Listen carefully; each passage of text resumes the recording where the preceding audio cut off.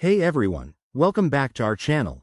If you're an iPad user, you know how frustrating it can be when the volume suddenly changes during a video call or while watching your favorite show.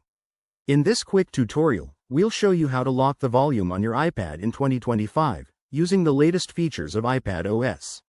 This is a super handy tool that prevents accidental adjustments, making your device more reliable for work, play, or everyday use. Let's dive right in. First things first, ensure your iPad is running iPad OS 19 or later, as this feature is part of the 2025 updates. To get started, unlock your iPad and open the Settings app. It's the icon that looks like a gear. Once you're in Settings, scroll down and tap on Sounds and Haptics. This section controls all your audio settings, including ringer volume and alerts. Now, look for the Volume Lock option.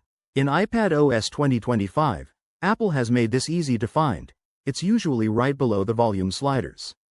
Simply toggle the switch to enable it. When activated, this locks the volume buttons on the side of your iPad, so you won't accidentally crank up the sound during a meeting. If you want to adjust the volume later, just come back to this menu and turn it off. For a quicker method, swipe down from the top right corner of your screen to open the control center. Tap and hold the volume slider, and you'll see a new lock icon appear. Tap that to lock the volume instantly. It's that straightforward. One quick tip.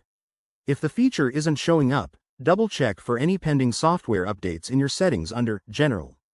This ensures you have all the latest enhancements. Locking your volume is especially useful for parents, students, or professionals who need consistent audio levels without interruptions. There you have it.